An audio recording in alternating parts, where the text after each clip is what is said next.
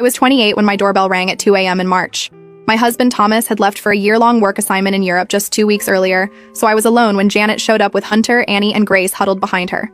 Each kid had a single black trash bag of clothes. Janet handed me a crumpled envelope. She told me they were mine now, that she needed a break. Then she turned and walked to a waiting car. The kids watched silently as their mother drove away. The envelope contained unsigned guardianship papers she'd printed from some website. I knew they had no legal value, but I was too shocked to think clearly that night. I called the police immediately.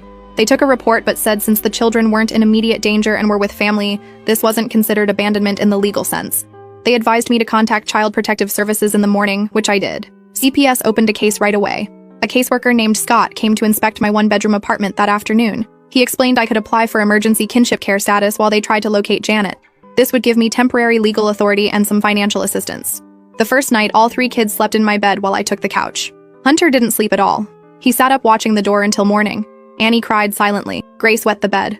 The CPS caseworker helped me get emergency enrollment for the kids at the local school, though they required birth certificates and proper documentation within 30 days. Thomas video called that night, visibly shaken by what had happened. He offered to come home, but his contract had severe penalties for early termination. We decided he should stay. The school counselor immediately reported back to CPS when she noticed Grace had been coming to school unwashed for weeks before arriving at my home. Hunter hadn't turned in homework in months. Annie had been stealing food from other kids' lunches. By month 3, despite the small stipend from the kinship care program, I'd depleted my savings. I took a second job working nights when the kids were asleep. Scott from CPS arranged for licensed childcare when needed. I still only slept about 4 hours a night. I finally tracked down Janet's ex-boyfriend Damien. He told me she'd met a 19-year-old at a bar. They'd gone to Vegas. According to him, she felt the kids were holding her back. Thomas's calls became less frequent. His project had complications. He'd be staying in Europe longer than planned, maybe another 6 months. After 6 months with no word from Janet, I filed for permanent custody with the help of a pro bono lawyer from a family advocacy center. The first court date came in September. Janet didn't show. The judge continued the case, requiring more efforts to locate her. The guardian ad litem presented her initial findings, recommending I keep temporary custody while the search continued. After the third missed hearing in December, the judge finally granted me full legal custody. The entire process had taken 9 months. In June, 15 months after she left, Hunter called me mom for the first time. The others followed. By the 18-month mark, Grace couldn't remember what Janet looked like. When I showed her a photo, she said, "That's not my mommy. You're my mommy." Thomas and I were growing apart, barely speaking once a month now. When he did call, he'd ask strange questions about whether I'd heard from Janet. Then, 2 years and 2 months after she'd left, Janet showed up at the kids' school. She was drunk, screaming at the front office that I'd stolen her babies. The school followed their safety protocol, calling both me and the police. She was arrested for public intoxication. I got a restraining order the next day. That night, she tried to break into our apartment at 3 a.m. The kids woke up terrified. Hunter stood in front of his sisters with a baseball bat. I called 911. Janet was arrested again, but released the next morning. I tried calling Thomas repeatedly for support. He didn't pick up for days. When he finally called back, he sounded strange, distant, said he couldn't talk long. Janet filed a petition to overturn my custody, claiming she'd changed and deserved her children back. The court scheduled a hearing and ordered supervised visitation assessment. When the kids saw her at the visitation center, all 3 had panic attacks. The supervisor terminated the visit immediately. 3 weeks ago, Janet filed a report with CPS claiming I was abusing the kids. Our familiar caseworker Scott came to investigate, along with a new colleague. They interviewed each child, checked the apartment, reviewed school and therapy records. The case was quickly dismissed as unfounded, but the damage was done. The kids were terrified they'd be taken away. Then Janet cornered me in the parking lot after work. She wasn't drunk this time. She looked pregnant. She told me she wanted her kids back. Her boyfriend had left her and she needed them now. I told her the kids were finally stable, that they had been legally adopted by me now, that she couldn't disappear for 2 years and expect to walk back into their lives. I noticed her stomach and asked who the father was. She smiled. "Your husband." I couldn't process what Janet said. My husband? Thomas? The father of her baby? Before I could even respond, Janet started laughing, this horrible, smug laugh that made my blood boil. She pulled out her phone and showed me texts between her and Thomas going back over a year. Apparently, they'd been in contact this whole time. While I was staying up all night with her traumatized children, she was texting with my husband. I told her she was full of shit, that Thomas wouldn't do that. But my hands were shaking so bad I could barely get my keys out.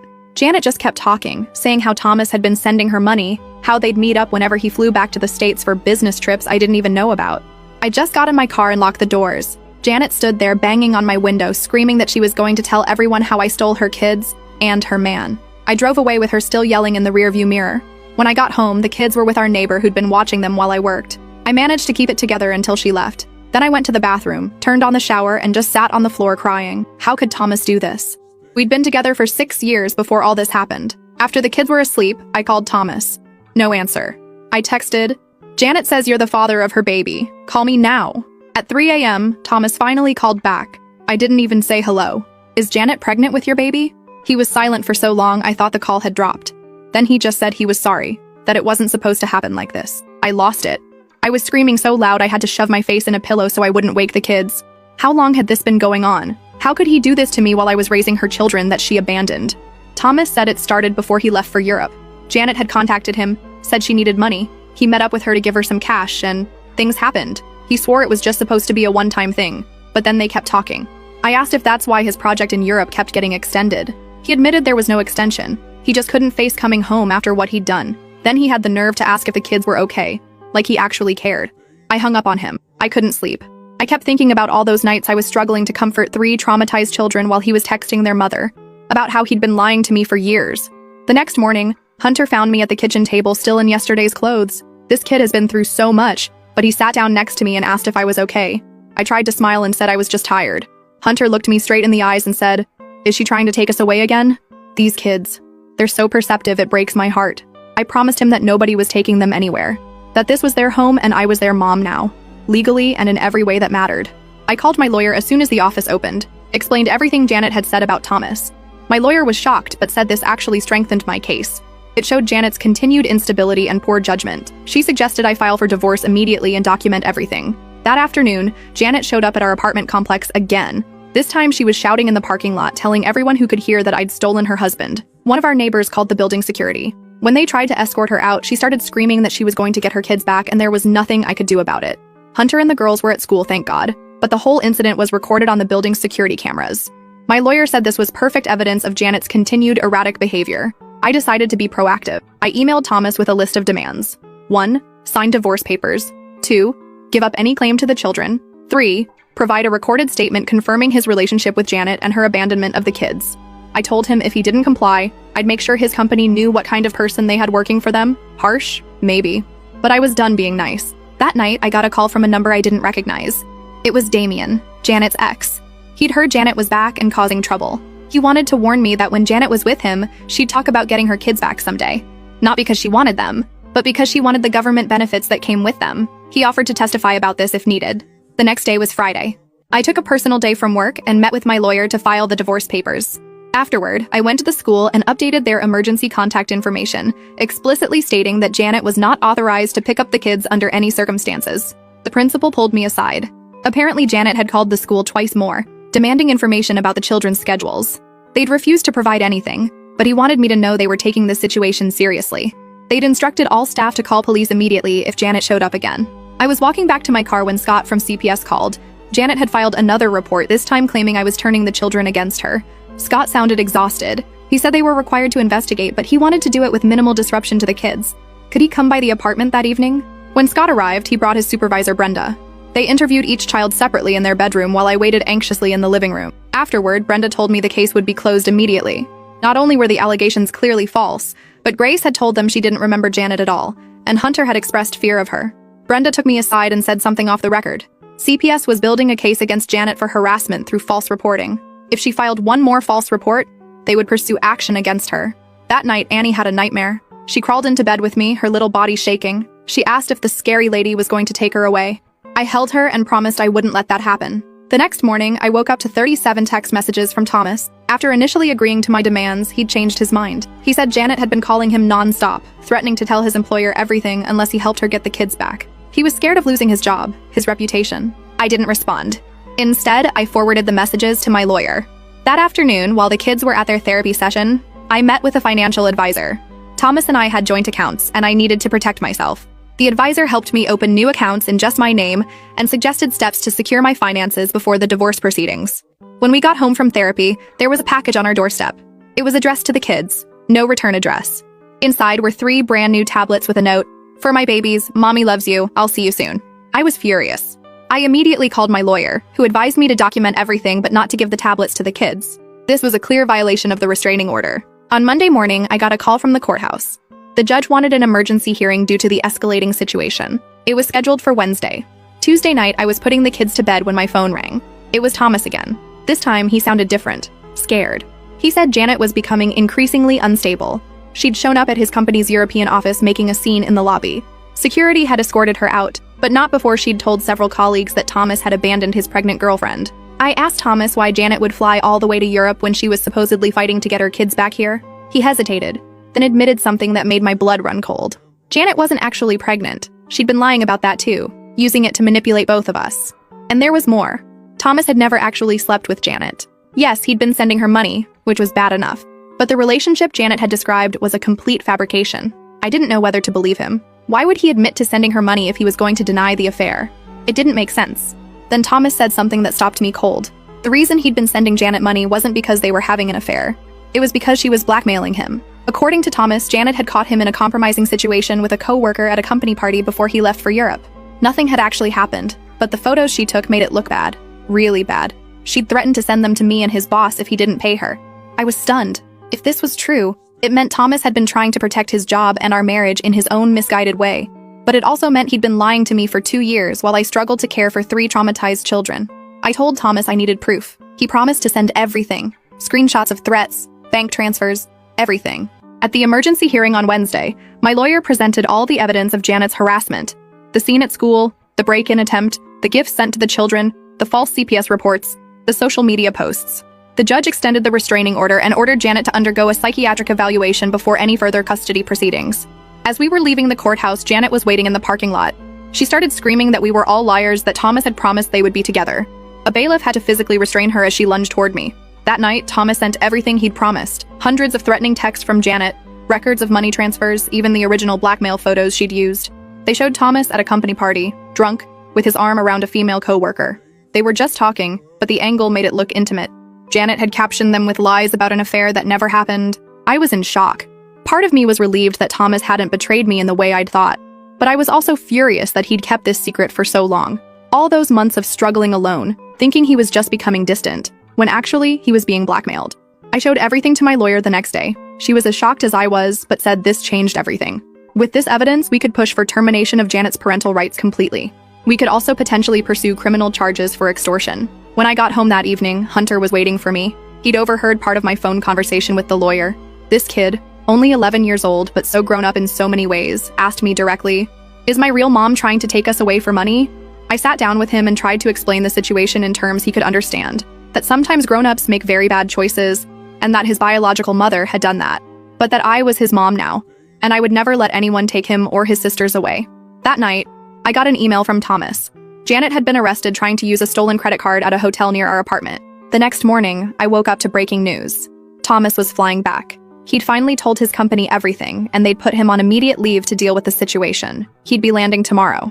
I had no idea how to feel about seeing him again. Part of me wanted to scream at him for lying for so long. Another part understood he'd been trying to protect himself and us from Janet's blackmail. But one thing was absolutely clear. These children were mine now. I'd been there through the nightmares, the therapy appointments, the school projects, the stomach flus. I'd held them when they cried for a mother who didn't want them. I'd built a family from the broken pieces Janet had left behind, and nobody, not Janet, not Thomas, not anyone, was going to take that away from me. I just had no idea what Thomas was planning to say when he arrived, or what Janet might do next, or whether I could ever trust my husband again after 2 years of lies. All I knew was that tomorrow would bring Thomas face to face with me and the children he'd been trying to protect from afar. And I had absolutely no idea what would happen next. Update. Hi everyone. I can't respond to everyone, but I'm reading all your comments. And yes, I'll give Hunter a high five from all of you. I spent all night cleaning the apartment like a maniac. Not because I wanted things nice for Thomas, but because I couldn't sleep and needed something to do with all my rage. By 5 a.m., even the baseboards were spotless, and I still hadn't decided if I was going to let him explain himself or just serve him divorce papers at the door. Hunter found me scrubbing the inside of the refrigerator when he woke up. Smart kid just silently started helping, wiping down shelves without asking questions. After a while, he said, "So Thomas is coming home today?" And I couldn't lie to him. These kids had been lied to enough. I told him yes, and that we had some things to figure out as a family. Hunter just nodded and said, "We're still going to be okay though, right?" And I promised him we would be, no matter what happened with Thomas. The kids went to school and I sat at the kitchen table staring at my phone. Thomas had texted his flight details. He'd be landing at 2:30 p.m. I didn't respond, just took the day off work and waited. Scott from CPS called mid-morning with an update. Janet was still in jail, but she'd made a call to our Aunt Margaret, who was now talking about coming to help sort things out. Scott warned me that Aunt Margaret had never been in the picture before, but legally she could potentially cause problems if she wanted to stir up trouble. Great. Just what we needed.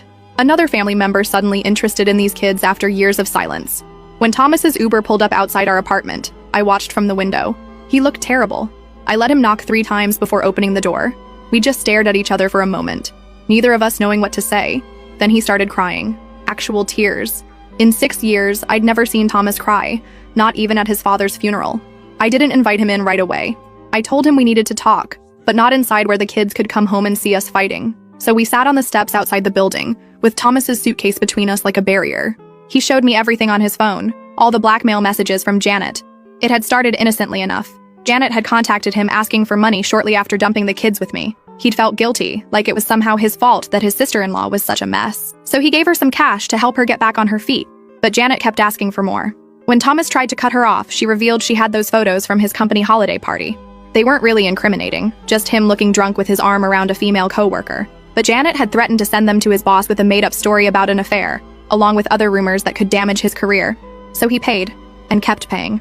Even after moving to Europe, he kept the money flowing to keep Janet quiet and away from the kids. He was afraid that if she came back, she would take the children and disappear just to spite me. I asked him why he didn't just tell me about the blackmail. He said he was ashamed. Afraid I would think less of him for being so stupid. Afraid I would blame him for giving Janet money in the first place, when I was struggling so hard to take care of her abandoned children. I did blame him. For lying. For letting me think he was just growing distant when actually he was being drained by my sister's blackmail. For not trusting me enough to tell me the truth. We could have fought Janet together 2 years ago instead of me facing this nightmare alone. After about an hour of talking outside, I finally let Thomas come in. He looked around at all the changes. The bunk beds visible through the kids' bedroom door, the homework charts on the fridge, the family photos that didn't include him. He picked up a frame showing me and the kids at their school art show. His face crumpled again, realizing how much he'd miss. I told him he could sleep on the couch, that the kids would be home from school soon, and we needed to present a united front for them, whatever we decided about our marriage. Thomas nodded, looking relieved that I wasn't kicking him out immediately. When the kids got home, their reactions to seeing Thomas were complicated. Grace, who'd been only 3 when he left, barely remembered him. She hid behind my legs, peering out suspiciously. Annie gave him an awkward wave but didn't approach for a hug. And Hunter just stared at him with this heartbreaking mix of anger and hope. Dinner was painfully tense. Thomas tried too hard, asking about school and activities like he'd just been gone for a week instead of years. The kids answered politely, but without enthusiasm. I caught Hunter watching us, trying to figure out what was really going on between the adults. After the kids were in bed, Thomas and I sat at the kitchen table and tried to figure out what to do. About Janet, about our marriage, about the future. I told him I wasn't sure I could forgive the lying. Even understanding why he did it, 2 years of deception was a lot to overcome. Thomas said he would do anything to earn back my trust. Go to counseling, transfer back to a job in the States, whatever it took. In the middle of our conversation, my phone buzzed. A text from an unknown number. "This is Margaret, your aunt. I need to see Janet's children. Call me." I showed Thomas and his face hardened. He said Aunt Margaret had never once checked on the kids in the 2 years since Janet left them. Not a birthday card, not a phone call, nothing. Now she wanted to see them? It was suspicious timing. The next morning, while Thomas took the kids to school, an awkward but necessary step toward normalcy, I called Margaret. She started with fake pleasantries, then quickly revealed her real purpose. Janet had told her that I had stolen her children, and she wanted to help Janet get them back. I tried to explain the reality, how Janet had abandoned the kids, disappeared for 2 years, and was now in jail for multiple offenses. Margaret refused to believe any of it. In her mind, Janet was the victim, and I was the villain who had somehow manipulated the courts and CPs to steal her sister's children. When I hung up, I was shaking with anger. Thomas came back from the school drop-off looking troubled. He said Hunter had barely spoken to him in the car, and when they arrived at school, Hunter had jumped out without saying goodbye. I wasn't surprised. Hunter had been the one most affected by Thomas's absence, old enough to understand abandonment but too young to process it healthily. That afternoon, I had to work, so Thomas picked the kids up from school and brought them to their therapy appointment. Dr. Morris, their therapist, had agreed to meet Thomas and assess how his return was affecting the children. When I got home from work, Thomas was making dinner with Annie, teaching her how to make pasta sauce from scratch. It was the first time I'd seen any of the kids engage with him willingly since his return. Grace was coloring at the table, occasionally asking Thomas to look at her work, but Hunter was nowhere to be seen. I found him in the bedroom, headphones on, angrily playing a game on his tablet. When I sat on the edge of his bed, he pulled his headphones off and asked me straight out, "Is Thomas staying?" I told him honestly that I didn't know yet, that Thomas and I had a lot to work through, but that none of it was Hunter's fault or responsibility. Hunter just put his headphones back on and turned away from me. The next day was Saturday. Thomas suggested taking the kids to the park, trying to establish some normalcy. It went okay until we ran into one of Hunter's friends and his mom. When she realized who Thomas was, she gave him the coldest look I've ever seen. Later, she texted me asking if I was really taking him back after what he did. Word had gotten around about Thomas's absence, and people had drawn their own conclusions. When we got home, there was a voicemail. Janet wanted to speak with me. Janet sounded different on the phone, subdued. She said she wanted to apologize. That being in jail had made her realize she needed help, that she was going to plead guilty and ask for rehab instead of prison time. She said she would sign away her parental rights if I would just bring the kids to visit her once before she went away for treatment. I didn't believe her sudden change of heart for a second. I told her I would discuss it with my lawyer and hung up. Thomas, who had been listening to my side of the conversation, said it was obviously another manipulation tactic. Janet had never taken responsibility for anything in her life. That night, while Thomas was in the shower, Hunter came to me with tears in his eyes. He asked if we were going to have to see her again, if the court could make us go back to Janet. I held him tight and promised that would never happen, that I was his mom now, legally and forever. He clung to me like he was drowning, and I realized how terrified he still was beneath his tough exterior. Friday morning, I got a call from Scott. Janet was being released. She had accepted a plea deal that included probation, rehab, and a restraining order that kept her away from us and the school. But she would be out, and likely staying with Aunt Margaret. I felt sick. Thomas found me sitting on the bathroom floor, trying not to throw up from anxiety. He sat down next to me, not touching, just being there. He said we would get through this, that he wouldn't leave again, that he would do whatever it took to protect me and the kids. I wasn't sure I believed him yet, but I was too exhausted to fight anymore. I leaned against his shoulder and let myself cry for the first time since he'd returned. That afternoon, I met with my lawyer to discuss next steps. She said that given Janet's criminal record, history of abandonment, and the children's clear attachment to me, her chances of regaining custody were virtually non-existent. But she warned that Janet and Margaret might still cause problems, showing up at school or activities, harassing us on social media, filing frivolous reports with CPS. We discussed the possibility of moving, finding a bigger place in a different school district, farther from where Janet and Margaret lived. It would be disruptive for the kids, but maybe safer in the long run. When I mentioned this to Thomas, he immediately offered to cash in his retirement account to help with a down payment on a house. It was the first practical, tangible offer of support he'd made, and it caught me off guard. Saturday morning, Hunter had a soccer game. Thomas and I took all the kids, trying to maintain their normal routines despite the chaos swirling around us. In the middle of the game, I noticed a woman watching from the far side of the field. She was trying to be inconspicuous, but I recognized her immediately. Aunt Margaret. I pointed her out to Thomas, who immediately walked toward her. I couldn't hear their conversation, but I saw her back away as he approached, then hurry to her car. When he returned, Thomas said he'd made it clear that if she or Janet came near the kids again without court approval, we would file for a restraining order against her too. That night, after the kids were asleep, Thomas and I finally had the conversation we'd been avoiding. I told him I understood why he'd paid Janet's blackmail, that I even understood why he'd kept it secret at first, but I couldn't understand why he'd stayed away for 2 years, leaving me to raise 3 traumatized children alone while he hid in Europe. Thomas broke down completely. He admitted that after a while, the lie had become too big to take back, that he'd convinced himself we were better off without him, that every month he stayed away made it harder to face coming home and admitting what he'd done. I asked him if he'd been with anyone else during those 2 years. He swore he hadn't, that despite the distance and deception, he had never stopped loving me or thinking about the family he'd abandoned. I didn't know if I could forgive him, but I also didn't know if I could raise 3 children alone while fighting off Janet and Margaret without his help. The practical reality was that we needed each other, whatever was left of our marriage. The next morning, Hunter came out of his room while I was making breakfast. Thomas had gone for a run, so it was just the 2 of us. Hunter sat at the counter and asked very seriously if Thomas was staying for good this time. I told him the truth, that Thomas and I were working on our relationship, that we both loved the kids very much, but that I couldn't promise exactly what would happen. What I could promise was that Hunter, Annie, and Grace would stay with me no matter what, that I was their mom now, and nothing would change that.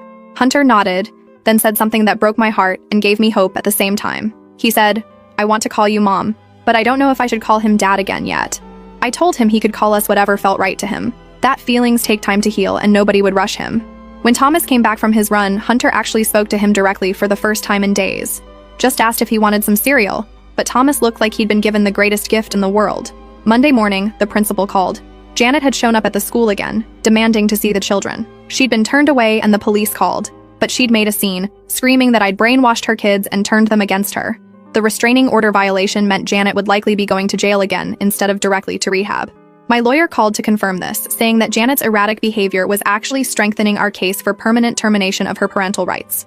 Then I got a text just before midnight from Damien of all people, warning me that Janet had been released on bail again and was telling people she had proof that would destroy me and get her kids back. Last update, I couldn't sleep after Damien's text. What proof could Janet possibly have? Thomas and I stayed up half the night going through every possibility.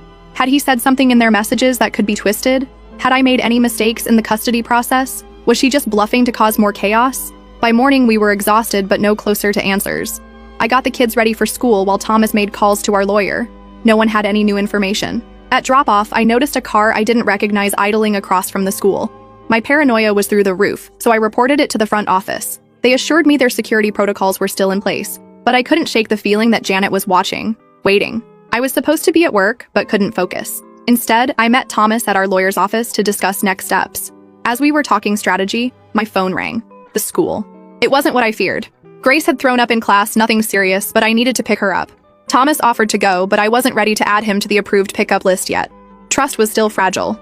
When I arrived, Grace was curled up in the nurse's office looking miserable but not dangerously ill. As I signed her out, the secretary pulled me aside. Janet had called the school again, this time claiming to have medical records showing the children were on medications I wasn't administering properly. It was a complete lie, but the school had to document it. I was furious. Using the children's health as a weapon was a new low, even for Janet. The principal assured me they weren't taking the claims seriously, but I could see the doubt in the secretary's eyes. At home, I tucked Grace into bed and called the pediatrician to document that the kids weren't on any daily medications just in case. Then I called Scott at CPS to report Janet's latest tactic. He sighed, adding it to what was becoming a very thick file. Thomas came back from the lawyer with news. They'd filed an emergency motion to suspend Janet's probation based on the continued harassment. The hearing was set for Friday, just 2 days away. Wednesday night, we got our answer about Janet's proof. Damien called again. He'd met Janet for coffee, pretending to be sympathetic to her cause. She'd shown him what she had, screenshots of messages between Thomas and Janet over the past 2 years, carefully edited to make it look like they were having an affair. The messages were real.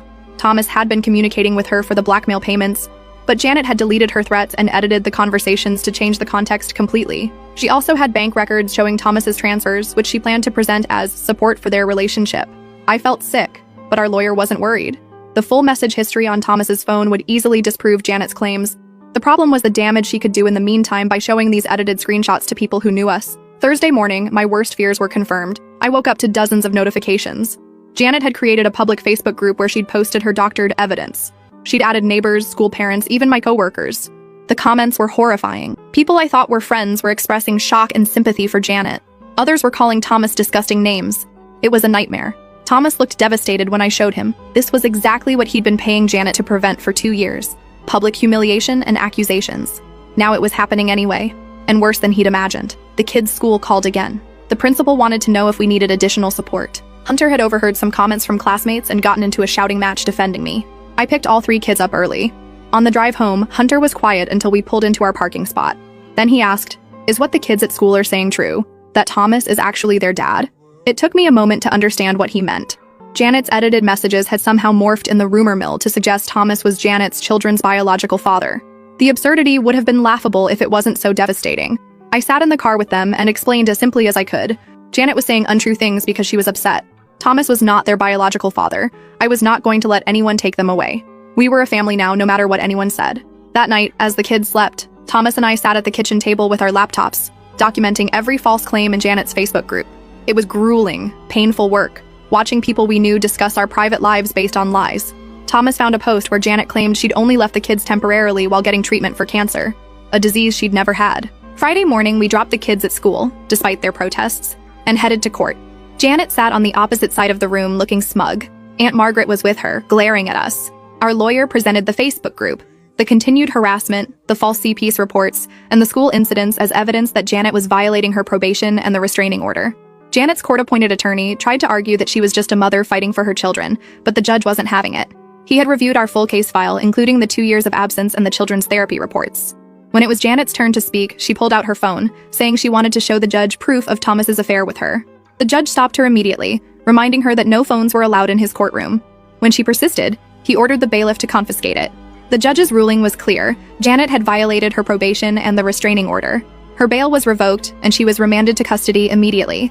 The Facebook group was to be taken down within 24 hours. Most importantly, the judge granted our motion to expedite the termination of Janet's parental rights, setting a final hearing for just 2 weeks later. She started screaming that I had stolen her life, her children, her future, that Thomas had promised to leave me for her, that we would pay for what we'd done. The next 2 weeks were a blur of moving, settling in, and preparing for the final hearing. The kids started at their new school, where nobody knew our complicated history.